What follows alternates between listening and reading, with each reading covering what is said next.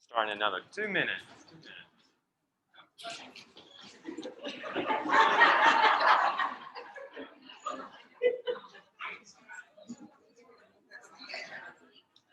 I'll start off. Here, I'll give you some.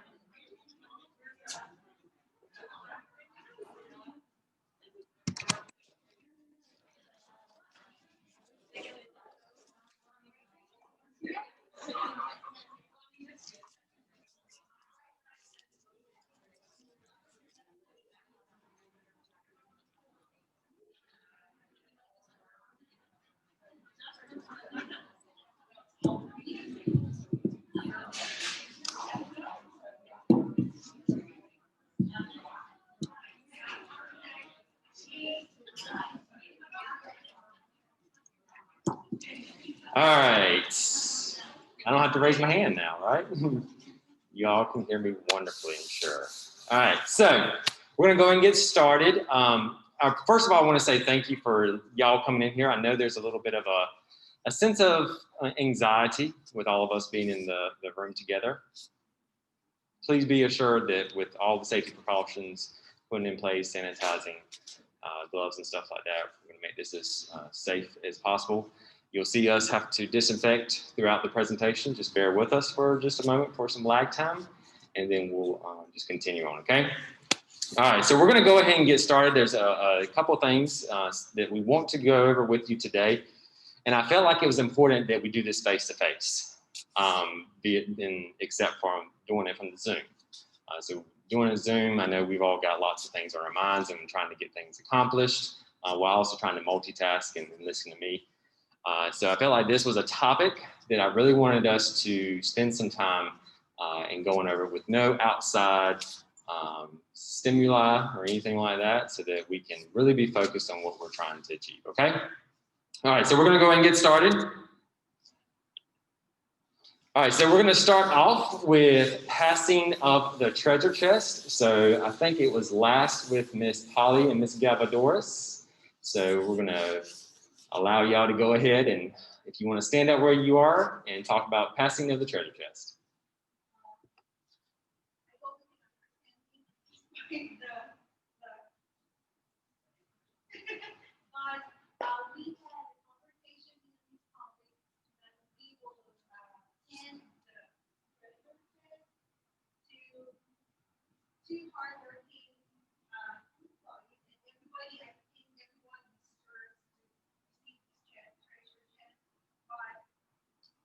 Choosing these two because they have been working during the summer, and I know she doesn't want to be recognized, and we wanted to give this to Miss Raphael with this Oscar.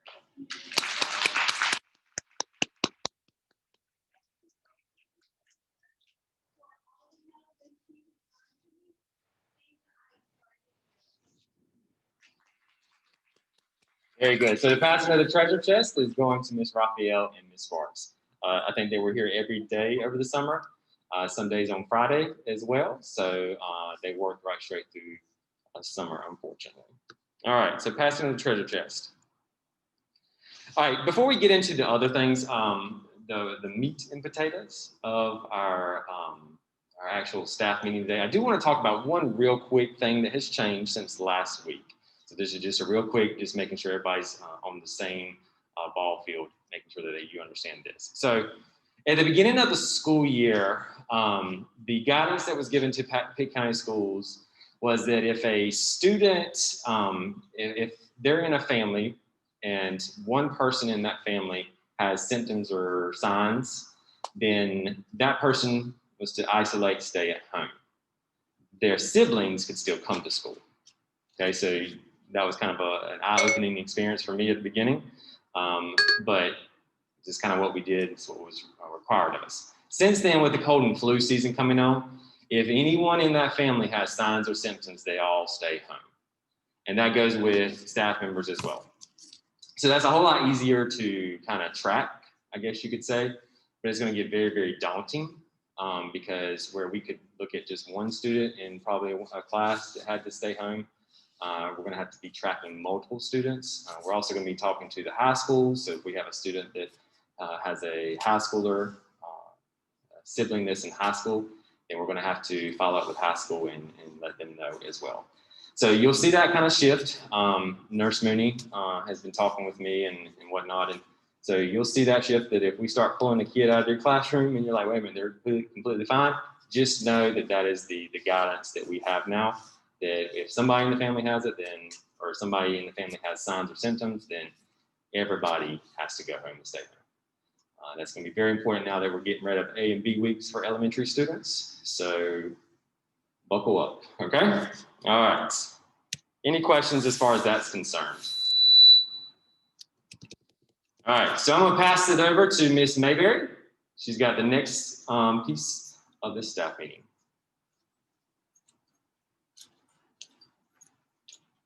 All right, good afternoon. How are y'all? All right. So last year, I know that I talked to some of you guys at the end when we were closing out the year with PDPs about how I really wanted to see more leadership in the teachers and give them opportunities to show their leadership.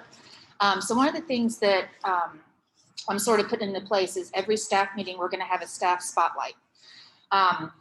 Mr. Matkins and myself, we are able to see all of you guys teaching. The ICs are able to really delve into the lesson plannings and all that with you, but you guys can't see what each other is doing. Perhaps you know what everyone's doing on your grade level, but you can't go and see what Miss Smith is doing and then what Miss Woodle's doing, right? So what we're doing is through our observations and through our walkthroughs, we're just looking to see for strategies that work for you. And it could be something as simple as how you line your kids up. The thing is sometimes we forget the things that we do all the time because it's second nature. That someone maybe that's newer to the profession doesn't know that that's a trick that could really help out with the management of your classroom. It can be an instructional strategy. It can be managerial. How do you organize your Google? I mean, just anything that makes your life easier in your classroom that you think the staff would benefit from. Okay, so this week, my person is Miss Driver. So I do love the photo. So I asked Ms. Driver to share. I did an observation on her, and I just saw some really good things happen in her classroom. And so I'm going to ask her to come up and share what we talked about, what she wants to give y'all. Everybody see me right here? Yes. Okay. So as you can see, I have like the greatest beginning video faces. For whatever reason, YouTube likes to pick those thumbnails. They're just like awful. You're just like, ah. So it's super scary for October. So as Ms. Mayberry said, she's kind of actually like some instructional things. Because it's just virtual and some of our face to face, I still like to keep it fun and keep it lighthearted. So when we start our check-ins, and my teammates and I actually put this one, we decided to do fun check-ins to help get to know the kids and give the kids an opportunity to get to know us. So a lot of our check-ins are mine. It's like an image on Thursday. What do you kind of see? And they see the randomest things. Like it's not really a towel, it's a boat. I don't get it, but that's cool. Whatever. Today's check-in was like, which teacher loves Disney? They kept thinking it was Miss Witherspoon. I knew it. Yeah, really, it's Miss Franklin. So it kind of gives them an opportunity to know us, even though they're kind of out there in space somewhere. And that's been kind of fun to read through their discussion board. And like they'll post with each other to give kids an opportunity to talk to one another. They don't have that outlet right now. And I know that's a big part of social emotional learning. I do a lot of video instructions, so every day I post a video on like, hey, here's how to do today's assignments. And then part of that too is another video that might be 5 to 7 minutes of me teaching as if they were in my class. That gives me satisfaction, like, oh my gosh, I'm actually teaching. This is what I went to college for. And it also gives instructions to at home. Another thing I do is we always play games, and it's kind of hard how to play games. We're still trying to figure it out now. But Ms. Mayberry, when she came to observe me, we were actually playing a regular review game called Cubes. And your kids can count to 3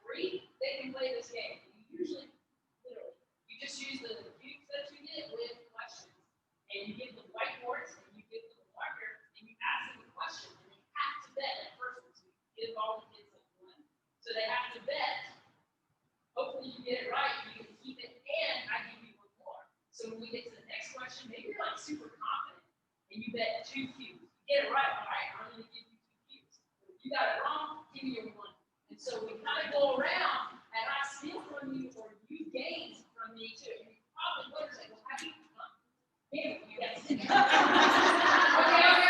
That's why I call it cubes. I don't want candles. All right. Just in case parents, you know, say, but that's exactly what it is. We get up to it. And so gradually, as you go through the questions, they're like looking around. But usually play with teams, but right now they're playing by themselves. But like they look around and say, oh, I got to it. I have no choice. But it also gives me a visual, it's like, you're only betting 2 or you're only betting 1. This might be a concept that we need to kind of go over. So it still provides a little bit of a safe space, gambling, competition, which we're not in things really, really enjoy. I'm not sure they did ask, like, yeah, pennies. You're definitely not putting enough money back into this. But they think it's fun. And it gives them a chance to like not collaborate, but like, you know you don't want to bet that 3 out there. So, yeah, so they do talk to them. And it's like by this time it's just an 8th grade talk to them. They don't know how to talk to them. So some management, some things we for campus that I have found works really well for me is our repetition. Like every Monday you get this type of activity, every Thursday you get like this type of activity. I know it really helps like did that starting from school. So that's when things like we got to change how we go. Once I started doing repetition, things got a lot easier and started getting more students addition. They got comfortable with how I was really doing my class. Color coding, Canvas also helps. And that just helped me, as well as talking to other staff members in this building. I can't say how many times I've gone to my teammates, I've struggling with this, I've gone to the 3rd grade team because they found me in the meeting. I'm like, I got a question. Somebody help me out with this. Just asked me the other day, I said, what are you doing for like the aspect struggling? So there are phenomenal people in this building who like use their brains. Like, hey, feel free to come get my brain. I'll try to help you out with anything I can. It's not deal later. And then finally, the last thing is I relax a little bit. I go running weekly. There's a run in 2 weeks. It's a relay run. Rouse and I are doing another friend of ours. We're gonna be slow, so get out because I'm a random. You're coming off the cliff. You're funny. I'll let you know that. So we go running a lot. We also do game nights. So if you're interested in running, come talk to us. That's what we have that one. But I also do game nights. And this Witherspoon and I just got out on Saturday. Something like fun. So we're really good at spending money. It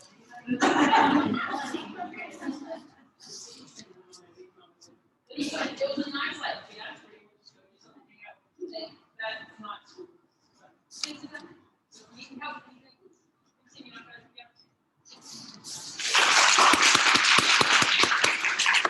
Thank you, Mr. Robert. As Ms. Mayberry said, you're all doing great things. We really need to expand and really showcase that with everyone. So we're going to be taking not only the Pirate Press to do that, but also a staff meeting just to make sure that we're highlighting the great things because you're all working your butts off in a crazy, crazy time right now.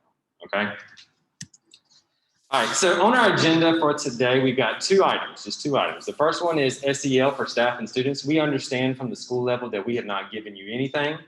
Very little to anything with SEL. We totally get that, and we're trying to get caught up and stuff like that. So Ms. Cobb and Ms. Lee Brown are going to be coming up in a minute, and they're going to talk about that. And then the second part there is we're going to talk a little bit about virtual teaching, and that will be the part that I will go over. Okay, so 2 items today to go over. All right, so we're going to go ahead and get started. Social emotional learning. If I can get Ms. Kyle and Ms. Lee Brown to come up here, I've already sanitized my microphone. Yep, you'll take it with you and then, yeah. So good afternoon, everyone. Hope you guys can hear me with this mask on. So one of the things that we're going to talk about this afternoon is pretty much doing a staff check-in. And we all check in with the students to see how they're doing with their work, how things are going home, you know, things are going on with them personally. But this afternoon, we're going to talk about you guys. You can take it to the next one. And so this is pretty much for you to kind of think within yourself, like, how am I doing? How am I doing as a person? How am I doing as an educator? How am I doing as a team member here at Petcolas? And so sometimes we think that we know what it means to cope. And just because you are able to function doesn't mean you're coping effectively. And so what does it really mean to cope? And you look at our friend here, and I've actually seen students look like that when they get frustrated. And he's like, I have coping skills. But just because you're able to function doesn't mean it's an effective coping skill. So the definition, or one definition of coping, is to face and deal with responsibilities, problems, or difficulties successfully or in a calm or adequate manner. So the key part right here would be successfully, calm, and adequate. And it may not be calm, but if you're yelling at a student, you're not coping successfully. If you're throwing your Chromebook because you got tired of one more email from any one of us, you're not coping successfully. If you're not sleeping, if you're not eating, if you're not taking care of yourself, you're functioning, you're existing, but you're not coping effectively.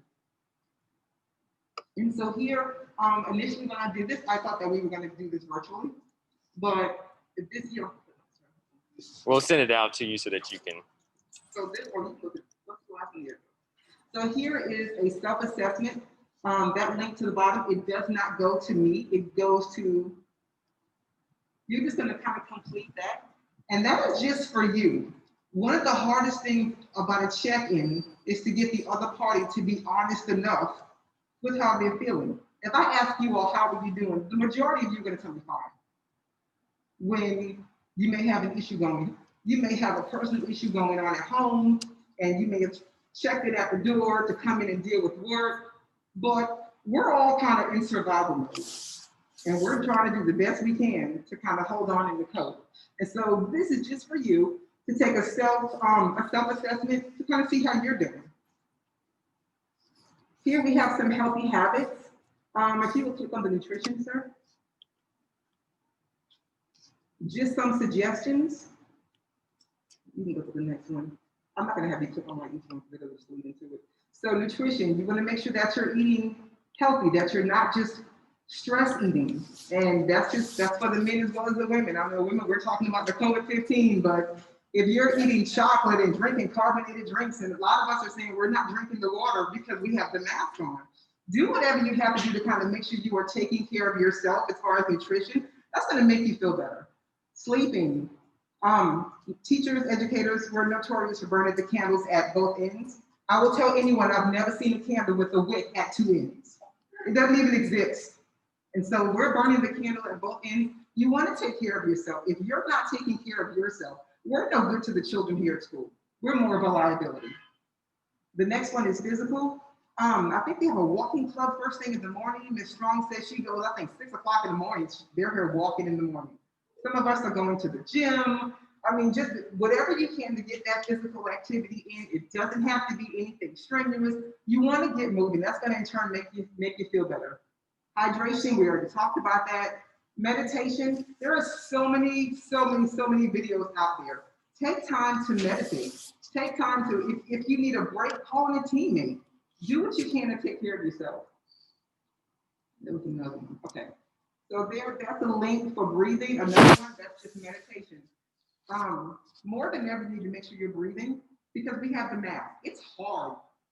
I'm not going to say hard, but it's more difficult than before to breathe. You know, when you get outside, the first thing most of us are doing is ripping this thing off and taking a nice deep breath, and you instantaneously feel better. Take time to breathe. Number 2 was one that Ms. Driver touched on, and I am so grateful. There you go. I am so grateful that you did that because one of the greatest resources we have in this building is each other. We need to learn to work smarter and not harder. If you have to go to somebody at a different grade level, a different building, a different department, we need to lean on each other. Check in on your teammates. If I see one of you walking down the hall and you don't look so great, I'm gonna go to admin and go, hey, you know what? I'm really concerned about so-and-so. I may send you an email. I may stop by your office. I may stop by your room just to check in. Make sure that you're checking on each other. You don't need to know what's going on in somebody's personal life. Just let them know that you care, that you're concerned. And you know, I saw you weren't doing so well. Is everything okay? The last one, well, make a connection. Again, Ms. Driver, thank you. when you leave Pactolus, I hope I'm not out of line when I say this. You need to leave Pactolus. Personally, I don't answer emails late at night. It took a couple of years, but there's nothing I can do to these children at 8 or 9 o'clock at night aside from call mobile crisis and pray. And so when you leave, you got to have a cutoff for yourself. I've been to where I've had dreams about lesson plans, or how can I use the empty milk carton for an activity, or don't throw the empty egg crate away, I can use it for paint. I mean, you got to take care of yourself. You have to have a point where you cut it off. And you have a life outside of the school, and it's hard because we love these children.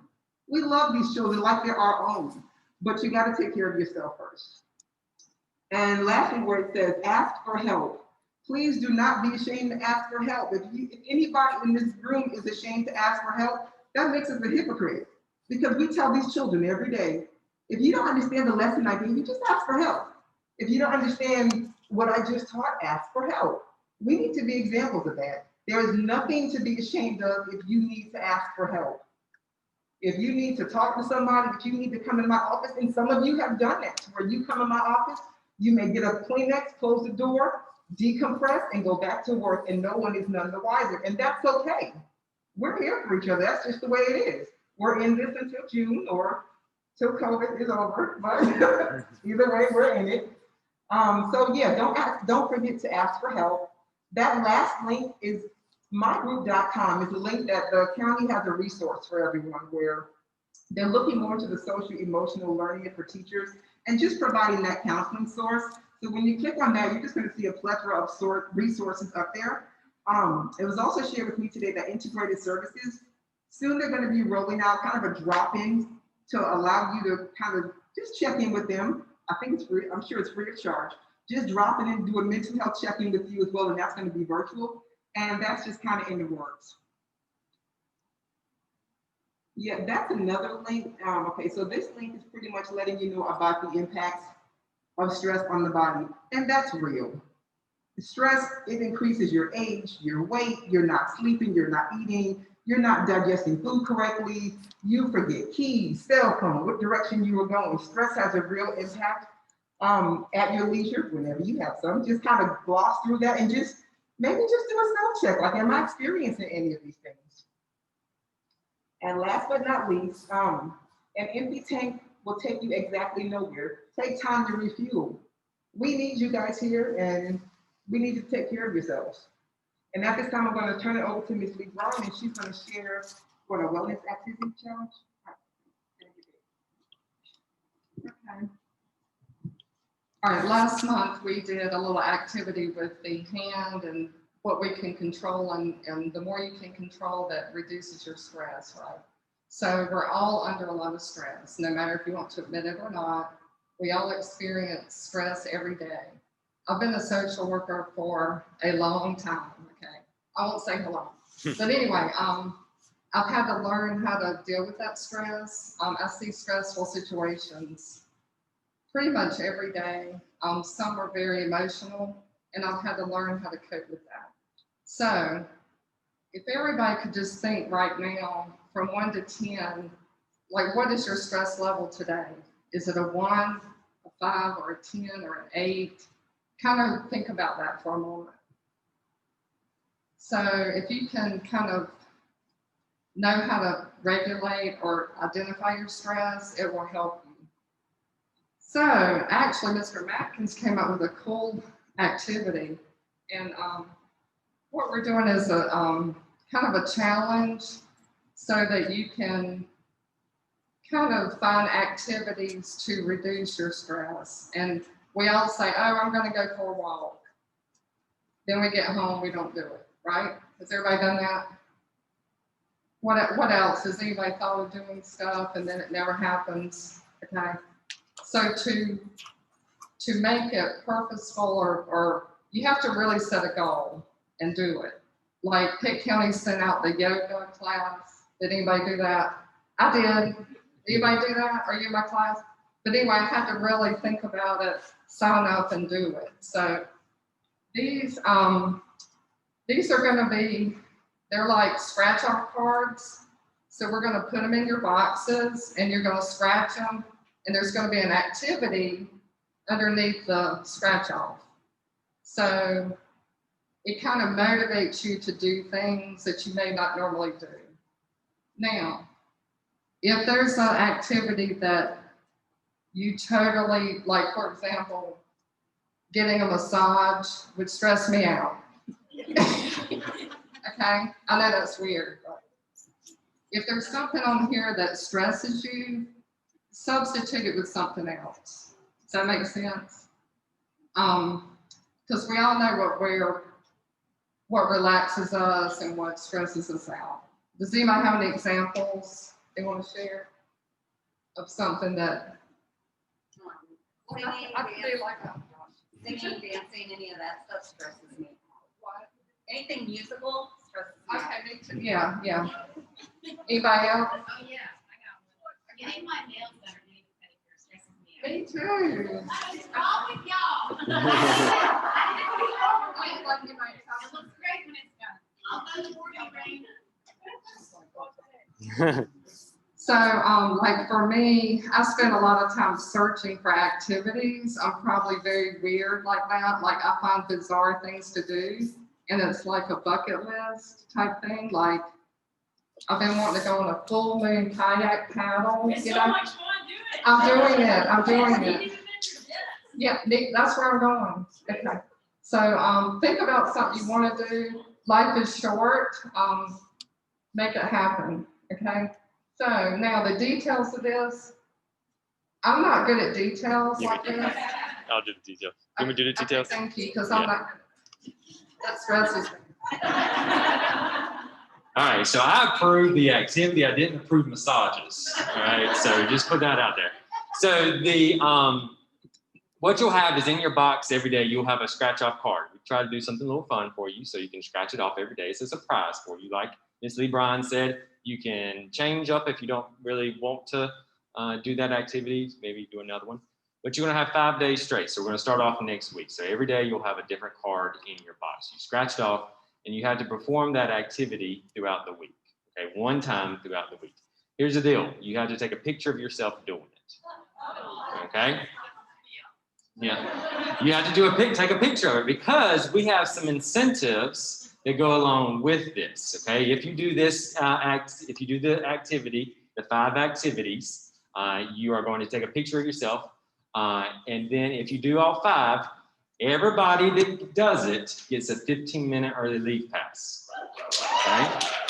All right, so everybody that gets it gets a 15-minute early leave pass that you are able to use as long as it doesn't mess up with the staff meeting or something like that. You can use it.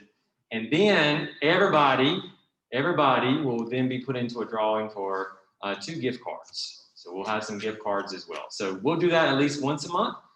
We may extend it and do a little bit more, but we're going to start off with 1 month. So if you do all 5 activities throughout the week and you record yourself taking a picture of yourself, you're going to pass it in, turn it in to Ms.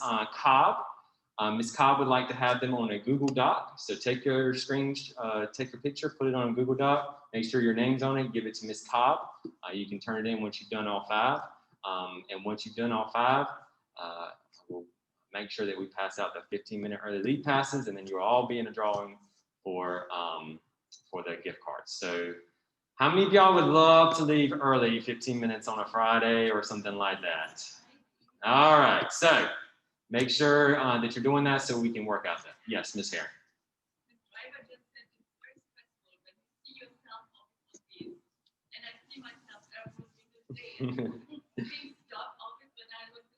So you don't want me to put yours on Facebook? Okay, I won't put yours on Facebook.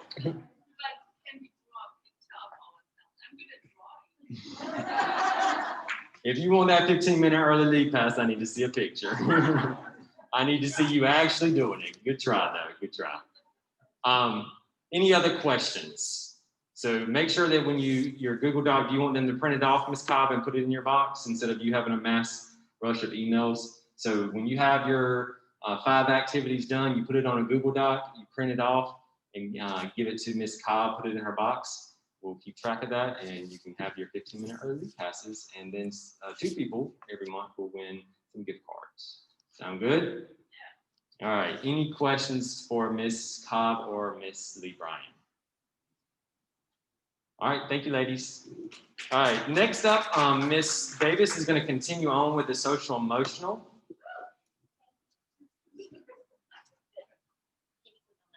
Yep. Okay, so while our previous presenters talked about social emotional learning for our staff, I would like to talk about the students. And what I've tried to do is create a resource for you all to implement within your classroom or on Canvas to take something off of your plate. Okay, so I would like to read this out loud. If you can see it, you can read it, but I know we got people in the back. One thing to do, and Driver talked a lot about check-ins. One type of checking in is grounding. So just getting yourself and your students in the present state of mind, dealing with the right now. We all enter that door with a lot of baggage, including our students. So taking time first and foremost to just ground them and center them in what's happening right now.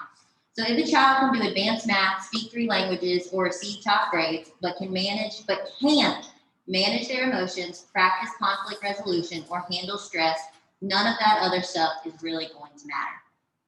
So think about the kids that we're sending out into the world today to hopefully get jobs and become productive citizens.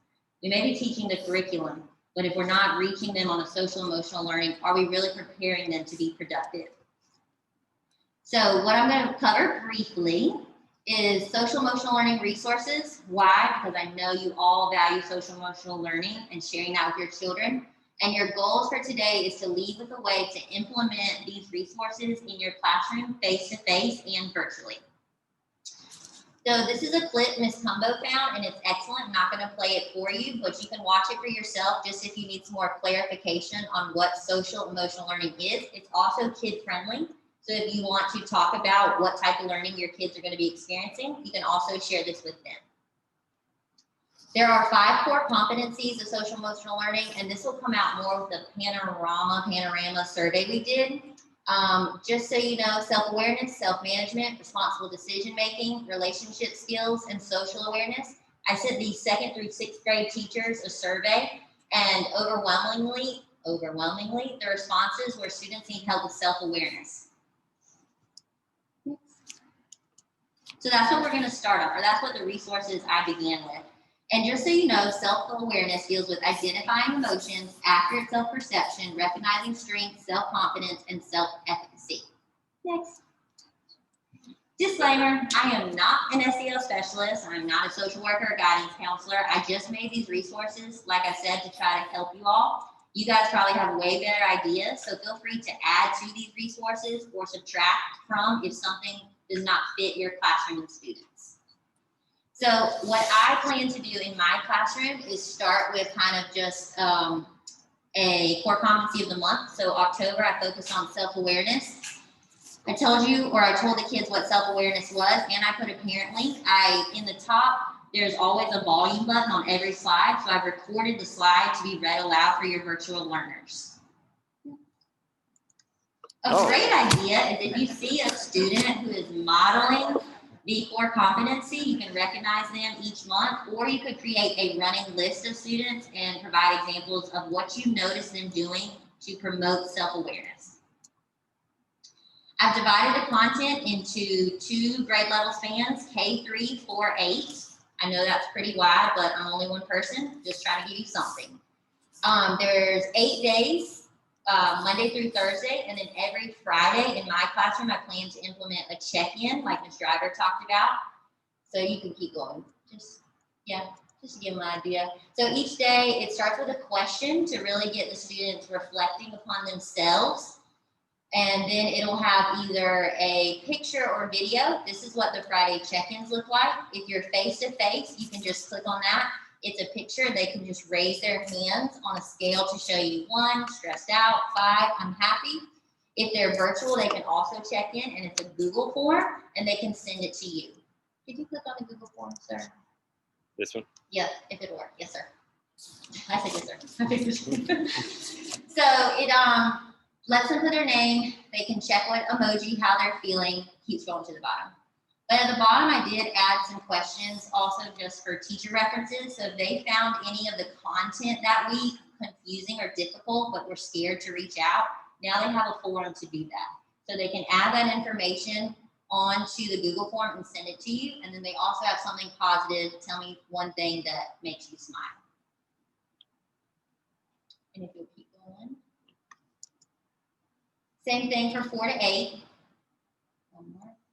And then you'll see 4 through 8, you have more resources just because the older the students get, it's harder to reach every academic level. Again, I still recorded my voice so that all the slides were read aloud, so none of our students who struggle with reading would be pushed away from it.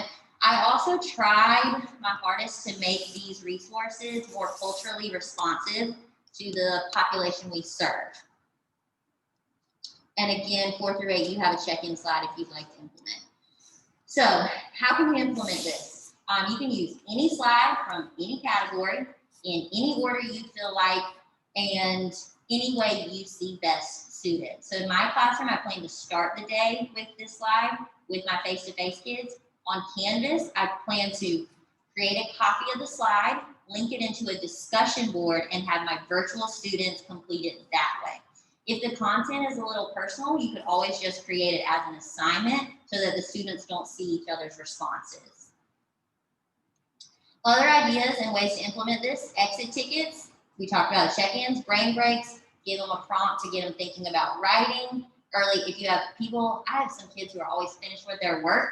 This could be something for them to do to check in with themselves, enrichment, and you can integrate it into the content. So like I know one of the slides is about character traits. We all should be teaching, I think all the grade levels teach character traits. You can implement that, integrate. I know our Belvoir staff members, who are now Pactola staff members, are familiar with morning meetings. So this would be a great resource you could use to implement within your morning meeting time. And if you're more interested in morning meeting and what a morning meeting is, I know I am. I plan to start implementing that. I added some slides as well. You can keep going. And that's it. And just remember, I put some next steps, helpful next steps, especially if you're technology illiterate like I am, how to like make a copy and upload it to Canvas easily. Ms. Jones helped me. So if you need any help, please seek out someone, a colleague who can help you with this. And that was it. Any questions for Ms. Davis? So thank you very much, Ms. Davis. Of course, you can imagine that took a lot of time. I'm going to be talking with Ms. Cobb to see how we can kind of continue this, because this is a good opportunity, I think, for students going forward. Okay. All right. So we have completed our first agenda item today, and now we're going to move into our next one, which is talking about virtual teaching. Okay. So first of all, I would like to start off by saying that I have made a huge mistake. Okay, I have failed each and every one of you as an instructional leader. Okay, from beginning of the school year up to now, I have completely failed as an instructional leader. Okay, and I will 100% own that and admit to that. I expected you all to come in here and be able to juggle all the things that are going on in this world, be able to do the face-to-face instruction to top notch, expect you to do virtual teaching top notch, and nobody has given you anything to help you with virtual teaching. Okay, and I accept 100% ownership of that. We started on August the 17th, and I said, this is yours, make it happen, make it look perfect, right? That's kind of my thought process. And that was wrong, okay? So I take ownership of that, and I want to personally apologize to you all for thinking that we can just go during a pandemic and be just fine. So here's what we're going to do. We're going to start backtracking, okay? We want to make sure that we're providing good quality instruction, both face-to-face and virtually for our students. So at the beginning of the school year, we started off with 65% of our students being at home. Now, next week, that's going to change, where we're going to have about 50-50, okay? 50% of our students are still sitting at home come next Tuesday, okay? I have personally seen a lot of y'all work so hard to get our students where they were in March of this school year. You worked your butt off, you worked long days, you took on extra responsibilities, you did a lot of things. and we were able to get our students growing. Unfortunately, COVID hit and a lot of things happened since then, and I'm worried. I'm worried for y'all, of course, but I'm also worried for our students, okay? Because I could see a lot of opportunity for growth with our virtual lessons, our virtual teaching, okay? So what I'm gonna do today for you is I'm actually gonna model, okay? I'm gonna play the teacher and you are going to play my high school chemistry class, okay? So I did high school chemistry because maybe a couple people in here have some background with high school chemistry. Everybody else probably, if I was doing AP literature or something like that, I would be lost, okay? So put yourself in the mind of our student, okay? Right now I'm gonna go through a virtual lesson with you that is high school chemistry, okay? I tried to bring it down a little bit, but it's a high school standard, okay? So just like for a lot of us in here, this chemistry lesson is gonna be like, oh gosh, I don't know what's going on. I'm lost, right? That's what your students are dealing with at home right now, okay? Since March, they've been out, very little to any participation has been going with them. They don't have the background knowledge. So that's why I picked this lesson, this topic of high school chemistry, because not many people are going to have prior knowledge about it, correct? So that's how our students come to us every day, unfortunately, is with a lack of prior knowledge, of background knowledge that they need, okay? So I'm going to go over 2 lessons with you today, okay? We're going to do 2 different lessons. The first, it's the same lesson, it's the same standard, but I'm going to show you kind of a non-example. We're going to pick it apart, okay? Then I'm going to follow up by showing you what an example, a better example, okay? And we really want to take a deep, reflective look. That's what I'm asking each and every one of you to do right now, is really, really reflect, okay? Ask yourself, am I doing some of the same things that I see up here on this board, okay? And it's not to bring you down, it's not to put you down. We're all guilty of it, right? We got less time, more expectations, and we've all been guilty of it at some point in time. And it's okay, it's perfectly okay. But like I said, we got 50% of our students that are gonna be sitting home come Tuesday. We always have to do what's best for the kid, right? So I'm gonna go ahead, I'm gonna show you, we're gonna go through the first lesson, and then we will transition to the second lesson. So right now, I asked you to bring with you something to write with and something to write on. If you would bring that up, that would be perfect. All right, so in my sandbox, I put together 2 modules for you, okay? So today's lesson is going to be on chemical bonds. I'm going to say nothing else, okay? You are a student right now that is at home, okay? Picture, close your eyes. Imagine yourself, you are a student in a high school chemistry class that is about to dive into this module, okay? Really, really, really put yourself in their shoes, okay?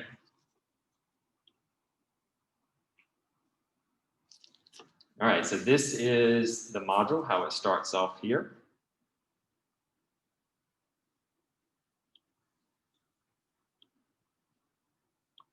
Good morning, my high school chemists. We are plugging right along this semester, and I'm excited about this upcoming topic. We've been talking a lot about the periodic table, elements, electrons, protons, neutrons, and now we're going to go a little bit step further and talk about different types of chemical bonds that are out there. So this is a really big, important piece to your upcoming unit test. And it will also be something that you see a lot within your EOC at the end of this semester. So please make sure that you're listening and following through. So our standard that we're starting today, and it's going to continue for a while, is Chemistry 1.2, understanding the bonds that occur in simple compounds in terms of the bond type, strength, and properties. Our essential question will be, how does the type of element affect what bond will occur, okay?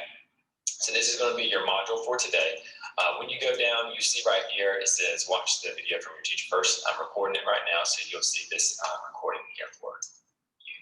All right, so the next part are our notes for the day. Please make sure you write these down in your notebook. this will be something that you can go back and reference, and you won't have to go continuously back to the PowerPoint slides. So make sure that you are going through and writing your notes, okay? So the importance of bonding.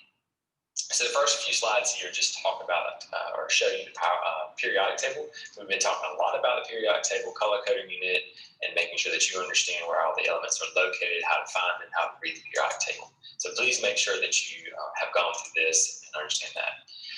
These are some old terms that we have already gone over. So this is just, once again, a reminder of what these terms are. Then we're going to talk a little bit about bonding, okay? So when you go through this, you will see different the types of bonds. Today, we're just going to talk about covalent and metallic covalent and ionic. We're not going to get into metallic bonds quite yet. We just want to look at covalent and ionic today. So just once again, a lot of this stuff is older stuff that we've kind of already been through. Chemical formulas. So the covalent bonding here. So you can see some notes here. If you would, just make sure that you're going through all these notes and looking at the diagrams as well. Okay. You can also access this PowerPoint if you don't want to do it through this, through Google Slides. You can also access it through PowerPoint. So just download this. The next piece of our module here is just some information that's very important to kind of look over. It's a lot of the same stuff that's already in this PowerPoint. So just take some time to review it for me, please. Next thing we've got going on here is ionic bonds. So there's this Khan Academy video that I would like for you to watch and make sure that you listen to him. He's got a periodic table and he's kind of showing how the ionic bonds form and in which elements does it occur with. So please, please, please make sure you are reviewing that. Then a nice diagram here talking about how you have two elements that then then become a compound, and that's through the ionic bond. Next piece up here is covalent bond. Once again, some more information, very similar to what you'll find up here in the PowerPoint, but some more information there, a diagram there, and then another video that you can look at and watch Khan Academy that is showing that as well. When you go to the next page in the module, I've got some vocabulary flashcards from Quizlet that I found, some good review words, and also just some new words that you'll have as well. So if you would, just make sure that you are, you can practice by yourself or practice with a family member, just making sure that you know these words and have them in your brain. Then the last piece of today's lesson are some more videos here that you can get some good instruction from these videos. So just make sure that you are watching these. If you didn't quite understand going through the PowerPoint slide and the Khan Academy videos, these are just some more videos there that you can use. Now on the next page, I don't have it up yet. I will have it uploaded after I finish this video, but will be a pop quiz. So this pop quiz is just to check to see how much you were able to retain and how much you were able to connect this lesson to what we've been talking about and what looking at the covalent and ionic bonds. So this next page here is just a short pop quiz just to check and make sure that you understand, so that when our unit test and our EOC at the end of the year comes up, you understand these two types of bonds, okay? If you have any questions, please feel free to reach out to me. You know, I'm always available. I can reach you anyway, phone, email, Zoom, we can do whatever we need to, but please make sure that you reach out to me if you have any questions. Thank y'all. That's the video. So here's my notes. All right, your high Most school of what we've chemistry talked student. about so far has been atoms in isolation. We've thought about the number of electrons and protons and neutrons and the electron configuration of atoms. But atoms don't just operate in isolation. If that were the case, the whole universe, including us, would just be a bunch of atoms drifting around. Do you want me to continue?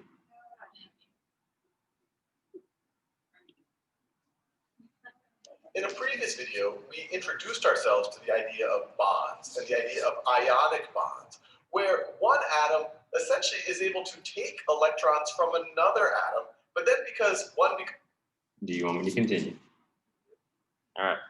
Going to the next one. Once again, you're a high school chemistry student. You click on this, this link right here. It takes you to some covalent bond flashcards. What are you going to do with them?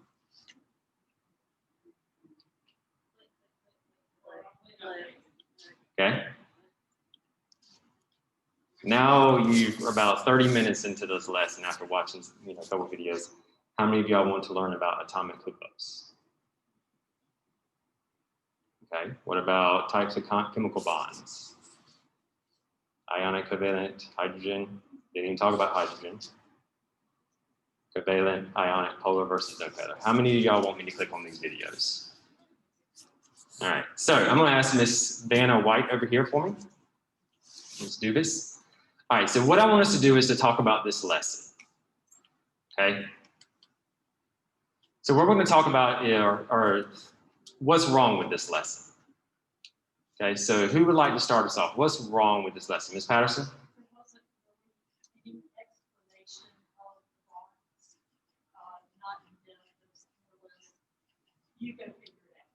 So is it safe to say that there was no instruction? No instruction, okay?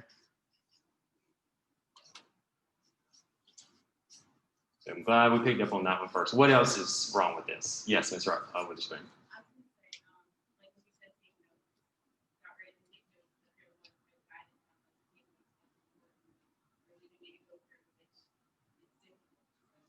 Great. So Ms. Witherspoon said I was telling y'all to take notes, but I didn't tell you what to do, how to do it, where to put it, throw it in the trash can, throw it on top of the building, how to take notes, right?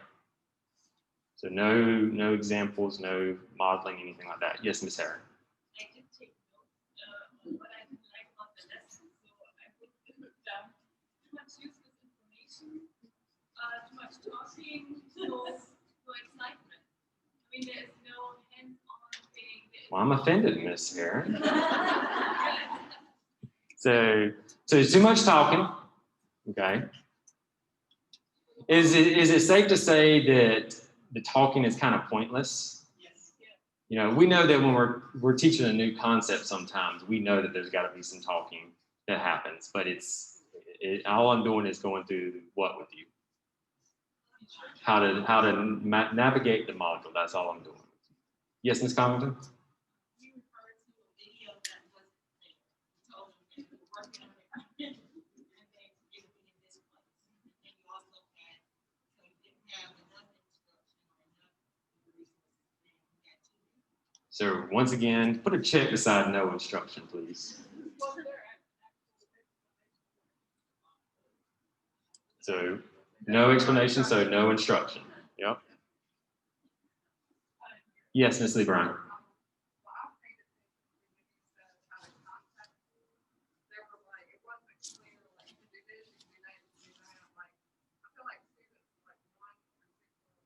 Okay.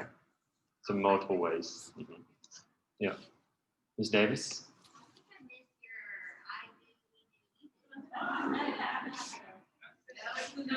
So no instruction. So no, I do, we do, you do. Ms. Witherspoon?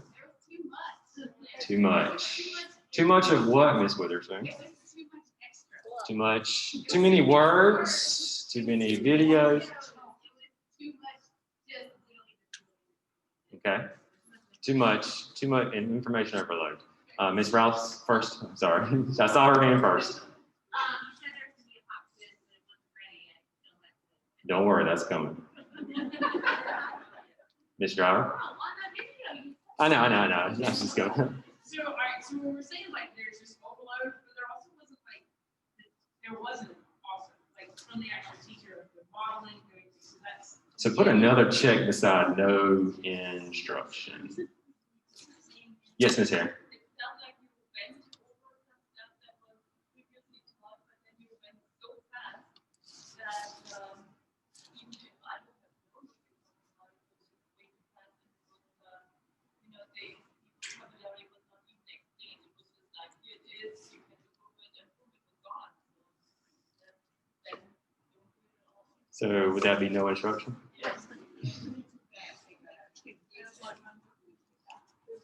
Confusion, too fast, yeah. Yes, Ms. Reddington.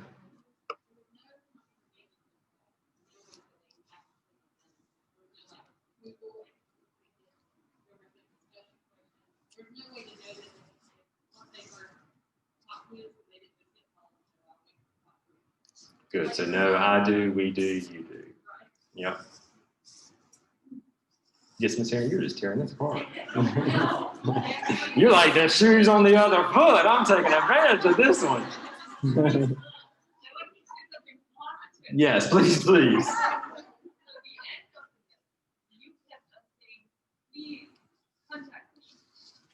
think if you would have that contact information is up here, then you just have one click away. I think that would have been a really, really good start. If I as a student would be lost, I would have picked that same commitment. I didn't get any of that. Very good, yes. All right, so moving on. So we're going to take a real quick look at the pop quiz and see if anybody can answer any of these questions based off of the instructional video that you just saw. So number one, I'm not going to make you answer it right now. Potassium and fluorine bond together. In this process, potassium gives an electron to fluorine to become stable. What type of bond is this? Anybody want to take a stab? Got a 50-50 chance. All right, so when phosphorus and sulfur bond, neither element loses or gains electrons. What type of bond is this? All right, what type of bond is CABr? What type of bond is SEKR? Selenium and krypton for those. All right, so you get my point, right? All right, and I say this with every love in my being, I promise y'all. I do not mean to say this, but this is what our kids are experiencing right now. Okay, and I say it with every love in my heart, I promise, but this is what a lot of our kids are experiencing right now. And I get it, we're short of time. And I understand. So what I'm gonna do next is, let's go through an example of what could be done. Okay, so these ladies are gonna pass something out to you. Now, it is 2:40. So for the sake of this, I knew that it was going to last a little bit longer. I've tried to shorten our videos and make it as meaningful and intentional and purposeful as possible, okay? All right, so some things that if you were doing face-to-face, you probably would do a little bit differently, but just for the sake of time, try to have these things in here, okay?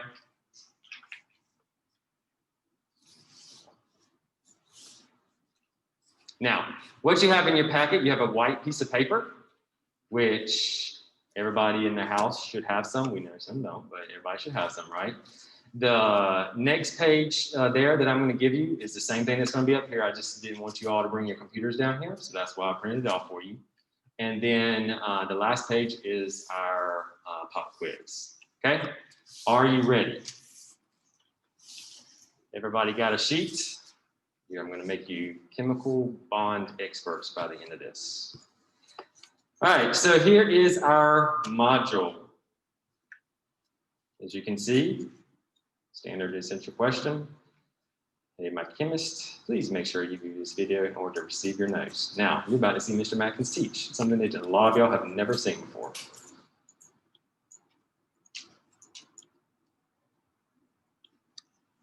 Good morning, high school chemists. This is Mr. Matkins here. Continuing our journey through our chemistry units. I'm excited that you were able to log on to Canvas today and take part in our instructional videos today. So before we get into our new lesson, let's talk about what we have been going over, what we have been discussing up to this point, okay? So we just recently...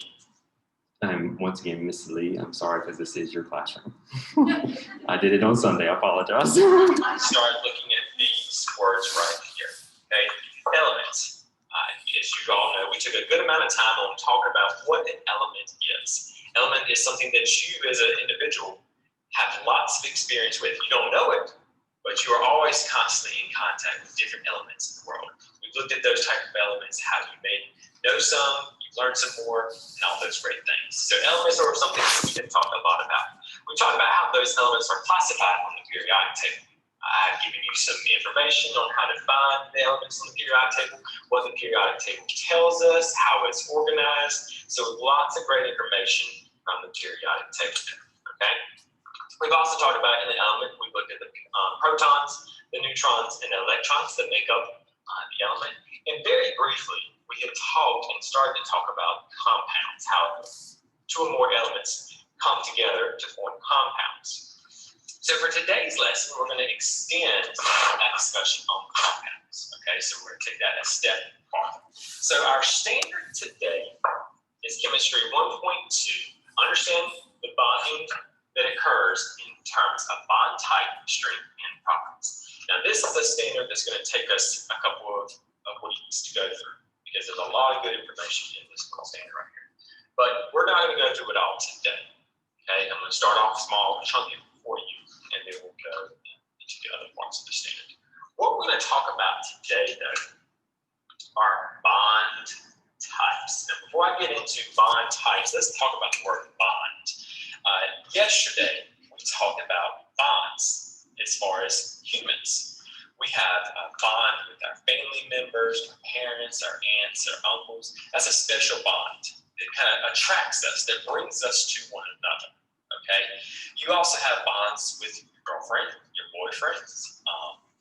Hopefully you just have one and not multiple of those, but you have those bonds there that kind of brings you a special connection between you and another individual. You may have a special bond with one of your animals, a family pet, but it's that special close attraction. Okay. Bonds with elements are the exact thing, same thing. It's a special bond. It's a special attraction between two or more elements. Okay, so for today, we're just going to talk about bond types. Right? We're not going to get into the strength of the properties yet. We'll get into that a little bit later, but we're just going to talk about bond types. In fact, we're going to talk about two bond types.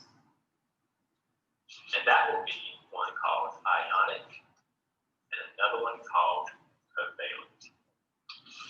Right? So we'll take a little bit of a deeper dive into those types. Okay? You've probably heard of these before. We had talked about something called an ion. All right, so we talked about ions before, so you'll see how ionic bonds kind of correspond and relate to ions. Okay, and then covalent is it's not a difficult word to say, but it's a new word probably for you that we'll just take a little bit of a deeper dive into. Okay. Our central question up here is how does the type of element affect what bond will occur? So once again, if I were to look at this central question here, all right, we're looking at two different things here, okay? Type, how does the type of bond or type of element, right, affect what bond will occur? So I'll be able to give you a specific element, two elements, and I will be able to say, look at these two elements. Since you already know a little bit something about the periodic table, I will be able to give you those two elements, and you will be able to look at the periodic table and tell me what type of bond will come from those two elements. Right? So our central question, once again, is how does the type of element affect what bond will occur? Okay. So we'll look at.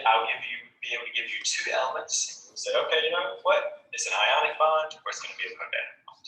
Okay. All right. So sliding on down here, as you all know, I love a great foldable. So for you to help you work. Guess what your white piece of paper is for? All right. A+ students. Organize your notes, and so you have them all in an area and understand the difference between covalent and ionic bonds. I'm going to do a foldable with you today. Okay. Now, this is probably the 256 foldable we've done this school year, so I'm going to use a lot of terminology that you should already know when it comes to foldable. But if at any point in time you need to pause the video, please do so. So the first thing I want to ask you to do is fold your piece of paper, hamburger style, with a lip at the bottom. Okay, so hamburger style, lip at the bottom.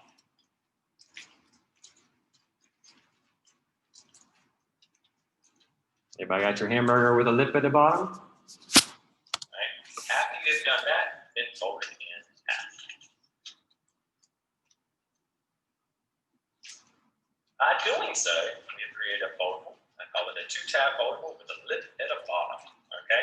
So as you can imagine, we're going to be talking about two bonds here, ionic, covalent. So what do you think is going to go on with this lovely foldable? You got it right. All right. So, on the front of your foldable right here, I want you to place on one end of one flat, ionic, doesn't matter which one, and then covalent.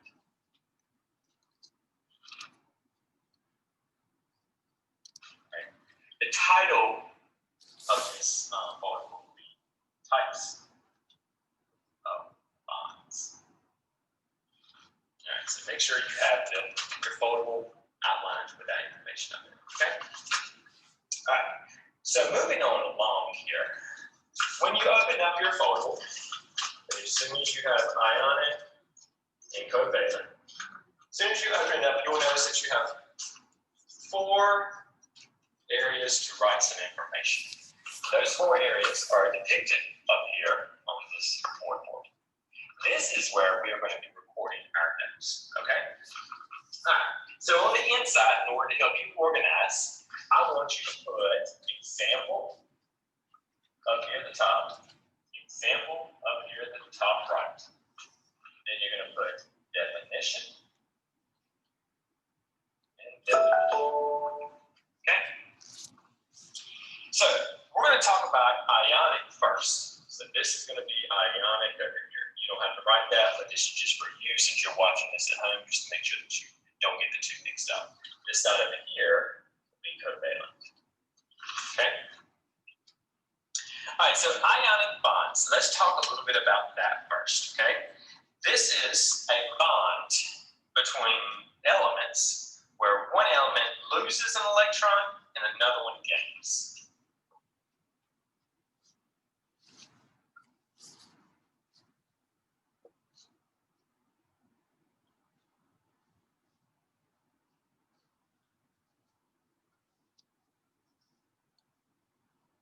If you can't read my handwriting, it says bond between elements where one gains an electron and one loses. All right. So bond between elements where one gains an electron and another one loses. Okay? Now, a good example, we had talked about these elements a lot. You should already know this. NaNCl, what is that? That's right, my friends. That is table salt. We have talked about this compound a lot here. Okay? Now, when we've done when we looked at table salt, we looked at the Lewis dot structure of bonds. Okay? So as you know, it has sodium has 1 valence electron, and chlorine has 7. Okay. So in an ionic bond,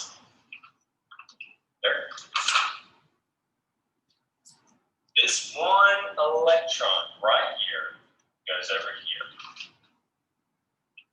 So this 1 element right here lost an electron, but this one over here gained an electron. That is an example of ionic bond.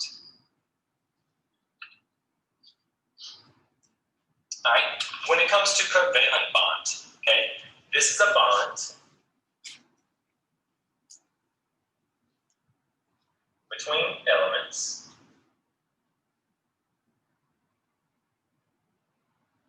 where electrons are shared. Now, what I want you to do for this one is I want you to underline, I want you to box it in, I don't care what you do, but I want you to make sure that you understand that that word shared right there. Make sure that you have that somewhere, okay?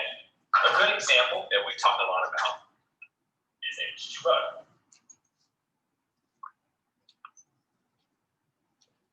We know H2O is 2 hydrogens, 1 oxygen. And what happens is their electrons, both hydrogens have 1 electron. So what they do is they share those 1 electrons with oxygen there. Okay? So the way that I like to help people remember this is covalent is sharing is caring. So make sure that you understand that. Covalent bonds, sharing is caring. When I think of ionic bonds, I think of this big old I. There's no I in team, right? That's because chlorine stole that electron from that sodium element. So it's I want the electron. I want the electron. Covalent, sharing is caring. Ionic, it's all about me. Okay? In our next video here, coming up, I will actually go through some examples for you so that you can kind of see how you can tell the difference between an ionic and a covalent bond based off the periodic table. So please make sure that you follow up with my next video. That will be some good information where we do some examples together to make sure that you have a broader understanding of how to determine the difference. Thank you. All right, so that was step one, right? Notes with a graphical organizer. All right, so this is step two. Okay, this is 6 minutes, a little bit shorter. Hey guys, thank you for joining me in the second part of our lesson. This will be a real quick one. But what I've done with you up to now is just give you some notes based off of what's an ionic and a covalent bond. But I really haven't answered our essential question fully today. So looking at our essential question says, how does the type of element affect what bond occurred? So remember, I want to be able to give you a type of element before the end of this lesson. And then you be able to tell me just by looking at the periodic table what type of bond will occur. Okay, so that's what we're going to do now in our lesson. So in our previous lesson, we've already gone over the periodic table, and I've already gone through metals, nonmetals, and metalloids with you. Okay, so just a reminder that your metals are your red ones here. That's the majority of metal to your left, and then your metalloids are your yellow ones right here against the stair step of the periodic table, and then your blue ones are your non-metals. We spent a great amount of time reviewing this, so this is just a build up of that, so I'm not going to spend too much time into that, but feel free to pause at any time and go back to our previous modules to review. Okay. So another piece of information that I want to be able to give you to help you answer this essential question is this right here. So remember, ionic bonds are bonds between metals and non-metals. So ionic bond is between a metal, what would be red, and blue of a non-metal. So I will be able to give you an element and you can say, oh, this is an ionic bond. If we look at lithium right here. So lithium is a metal, and then I look at neon, right? Those two won't ever come together, but if I give you a bond between lithium and neon, those two together, you know that that's a metal, and you know that's a non-metal, so that's going to be ionic bond, okay? Covalent bonds are between two non-metals, okay? So these two elements won't ever bond together, but if I were to put helium and neon together, you know that both of those are non-metals, so that's going to be a covalent bond, okay? That piece of information is going to help you with answering this essential question, okay? So let's go on down here. Just a real quick review of our definitions of ionic and covalent bonds. Ionic bond, remember, I. When you're a selfish person, you want more. So what type of bond is an ionic bond? Feel free to pause. You are correct. Ionic bonds are when one element loses an electron and one gains it. So remember that selfish I, there's no I in team. Well, I'm selfish, I want those elements, so I'm going to take those elements from another, take those electrons from another element. Okay, so that makes covalent, remember sharing is caring. So when covalent bonds occur, that's when elements share their electrons, okay? So what I want to do now is go through some of these examples so that you'll be able to tell whether it's an ionic or covalent bond, okay? So the very first thing here is NaCl. And this is an example that I gave you in your notes, but let's make sure that what I gave you was 100% accurate and correct, okay? So NaCl, we know that is table salt, right? So Na is located right here. It is a metal. And then Cl, chlorine, is located right here, and it is a non-metal. So when we have a metal and a non-metal that bond together, what is it going to be, ladies and gentlemen? That's right, ionic bond. All right, so let's look at the next one. C and O, carbon and oxygen. So carbon's located right here, and oxygen is located right here. Both of those are blue elements, which indicates to us that those are non-metals. So when you have two non-metals that bond together, those are covalent bonds. Now I'm going pretty fast, so feel free to pause and review at any point in time, okay? It's a great thing about recorded instruction versus me just saying it, okay? So next one is argon, AR, and nitrogen. So argon, I know, is located as a noble gas, and then nitrogen is located right there. So both of these are blue, both of these are non-metals. So I know that is going to be a covalent bond. All right, now what I want you to do is do the last two on your own. Pause. I will come back with some with the answers to make sure that you got them right, and then we'll move on to the next. Okay. So the next one is S and F. S and F, excuse me, sulfur and fluorine. So find those and tell me if it's ionic or covalent. Go ahead and do it. Find sulfur and fluorine on your periodic table. Those are S and F. And then let me know if it's ionic or covalent. Okay? Everybody got it?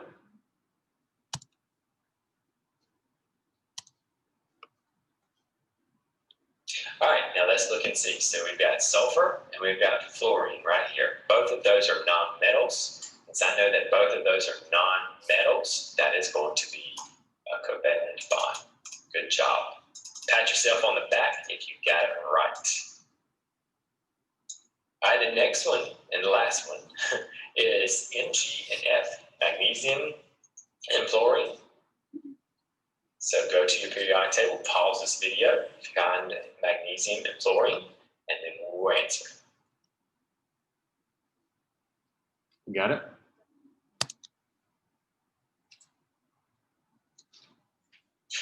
All right, guys, let's see if you got it right. So magnesium, we know is located over here. It is a metal, and we know fluorine is located right here, and it is a non-metal. So since you have a metal and a non-metal together, we know that's going to be an ionic bond. Good job, guys. All right, so hopefully you have a little bit better understanding of how I can give you a periodic table, give you two elements, and you will be able to tell me if it is ionic or covalent just by its location on the periodic table. Next, you will have a pop quiz that you will go through to answer very similar questions to this. So good luck, and let me know if you have any questions. All right, so as you see on my module here, I've got two videos up here. Just very simple directions. The next page is pop quiz. Now, if we had some time, I would make you go through this, but let me ask you this, reflect real quick, okay? Based off of the first lesson and the second lesson, which one do you feel more prepared to take the pop quiz with? The second one, okay? So, Ms. Vanner White.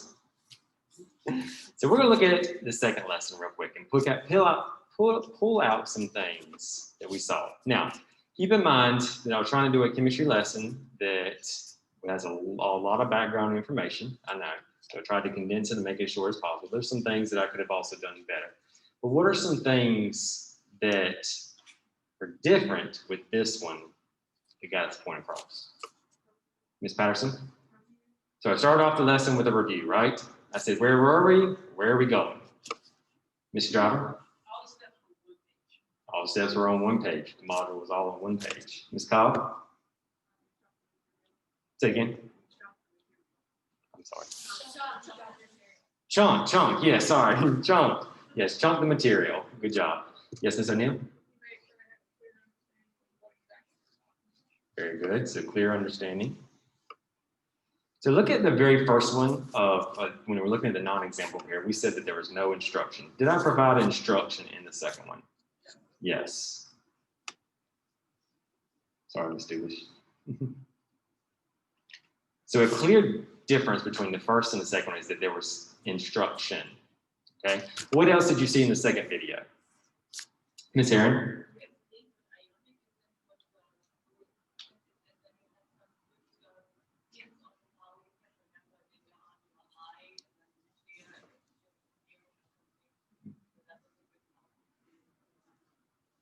So some good strategies to retain that information.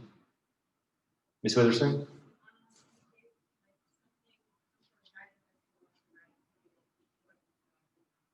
So I call them foldables, but a foldable just another word for what?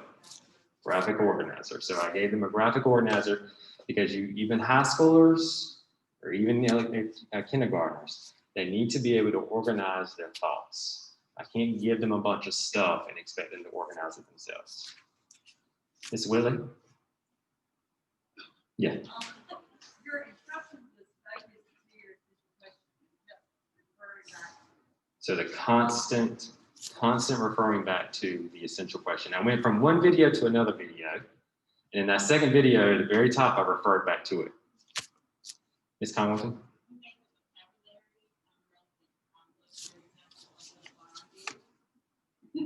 So that you hear me say this all the time, that personal connection. I can see that stand up here and say chemical bond, chemical bond, chemical bond, but that doesn't mean much to many people, right? But when I make that personal connection with you by saying a bond between two elements is a personal connection, like the bond between you and your parents, that's that personal connection. Promise you kids will retain information a whole lot more so when they make that personal connection. Yes, Ms. Brown? Very good, yep.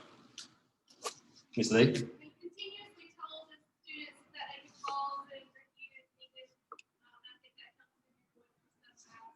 So remind them that they can call. You ask them questions, so you make the video interactive. Yep.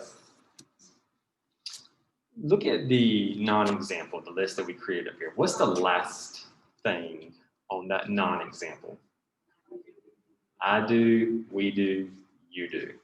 So what was the I do and the we do part of this lesson?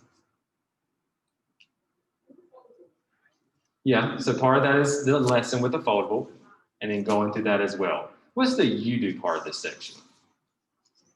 The quiz. So you could have reviewed that video 16 million times.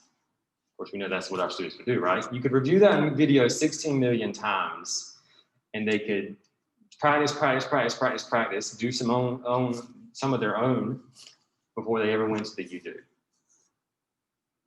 Anything else? So there's a lot of things that I wish I could have put in there. It was very difficult when I know there's a lack of background knowledge. You know, not everybody knows a lot about chemistry, right? So it was hard to kind of compress it, but I tried to give you example and exposure to as much as I could in I did it in 12 and in 6 minutes, so 18 minutes in 2 videos, okay? But as you see, I didn't put a bunch of information on there. I didn't say, go look at these vocabulary words. I gave you the vocabulary words. I told you what the vocabulary words were. I have ways for you to remember it. The instruction piece, okay? That's what I feel like we can really grow when it comes to our virtual lessons, okay?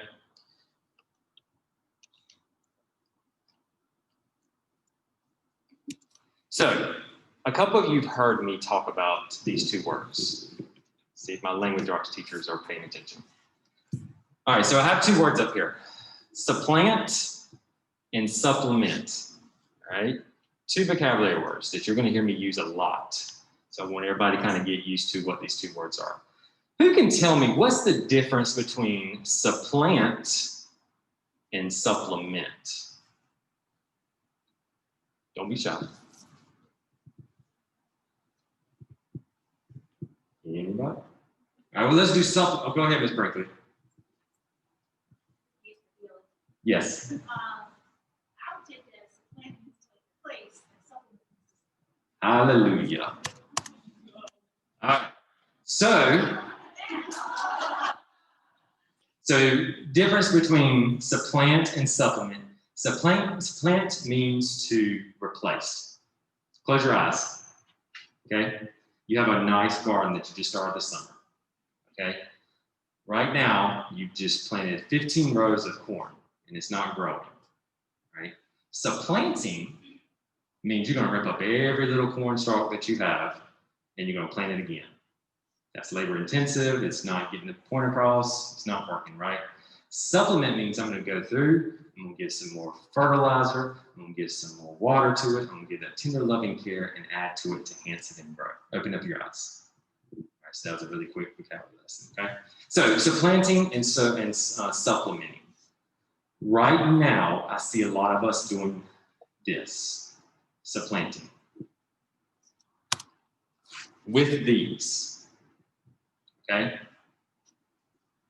So right now we are supplanting our good instruction with these things up here. Vocabulary. iReady, Brain Pop, YouTube videos, Khan Academy, Discovery Education, STEM Scopes, Studies Weekly, Envision's Big Ideas, Teachers Pay Teachers, Quizlet, Study Jams, and CNN 10, okay? Now, listen to me when I say this. All of these things are wonderful, wonderful, okay? Look at me when I say that. They are wonderful. But it has to be used in the correct manner. You are something special. You are a teacher. You have been trained, you have the experience, you have the wisdom to teach and instruct our students better than anybody in this county. Better than Flocabulary can, better than iReady can, better than STEM Scopes, Studies Weekly. You have it. You know these kids better than Khan Academy. You know these kids better than Brain Pop. But we can't let them watch a video on vocabulary and that be their instruction. You are something special, okay? If I wanted to push out instruction by doing these, I could hire a Joe Smo off the street and have him upload videos for us all day long. That is iReady, that is Brain Pop, all those things. I could hire anybody off the street to do that. But I'm gonna say this again, and I mean it. You have something special that you need to share with your students. We're doing them a disservice by letting these videos do our instruction. Now, I understand it's time intensive. I 100% get that, okay? It takes a lot of planning, a lot of coordinating. I get it. I did these videos on a Sunday, I understand. But what I always go back to is, what do our kids need right now? Do the kids need another vocabulary lesson, or do they need to see me and hear me teaching right now? Okay? So what I want you to do is I want you to take just a second, reflect. Think about your lessons the past week, past 2 weeks, past 3 weeks, okay? Did you use any of these as your instruction? Did you take a picture of your graphic organizer and did you just put it up there for them to look at? Or did you walk them through your graphic organizer? That's good instruction. Everybody in here knows good instruction because I've been in your classrooms, I've seen you. Here's what scares me a little bit. I'm not gonna say a little bit, it scares me a lot.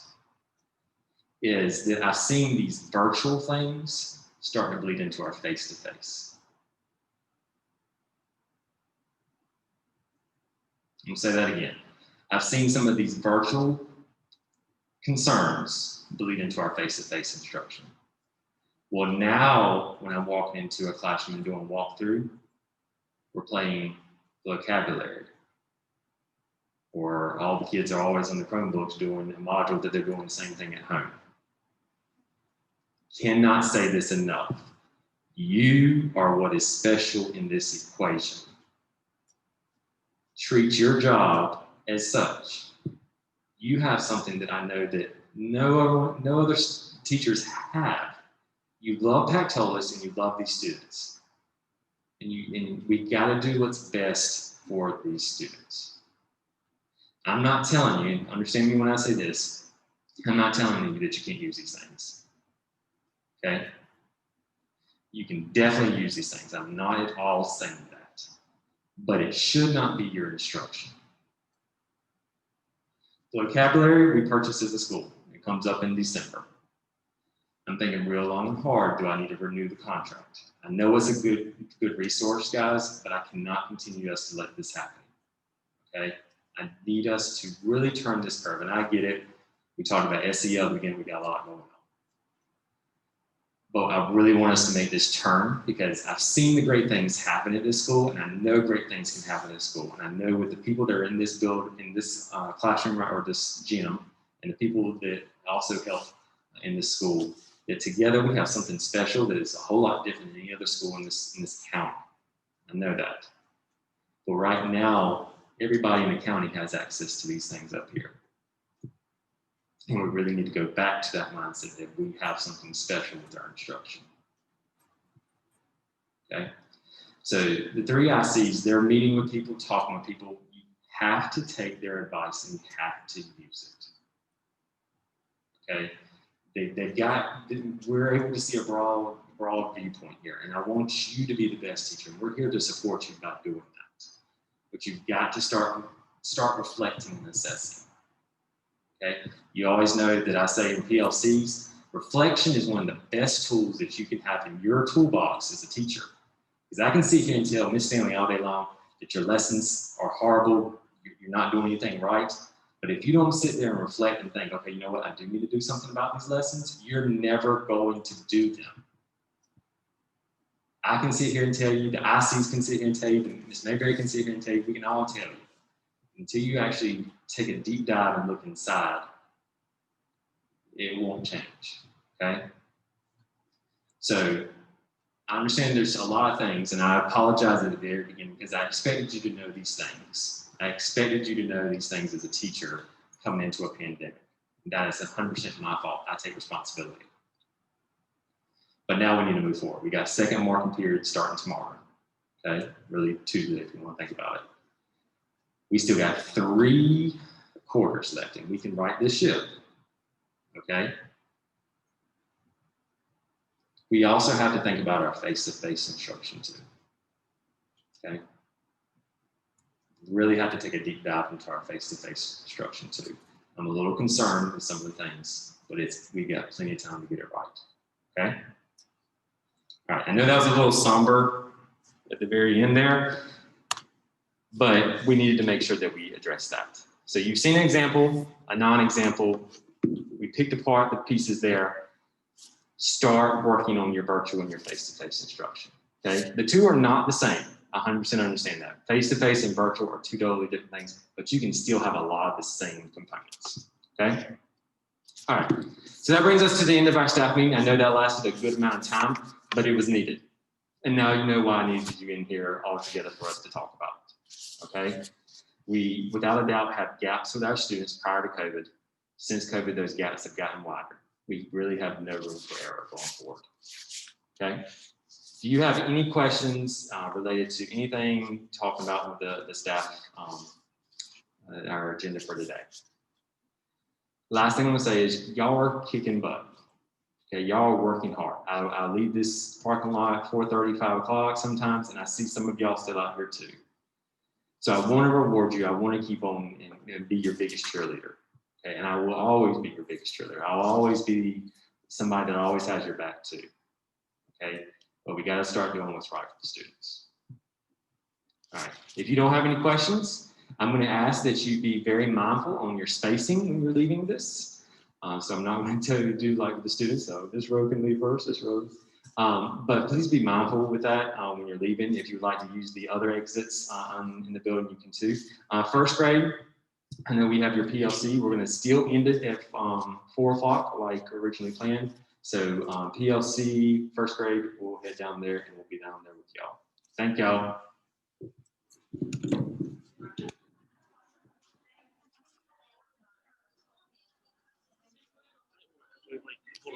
Yes, yes. When you say a YouTube video, when we record ourselves Not, on Zoom, yeah, you don't yeah. get off it. No.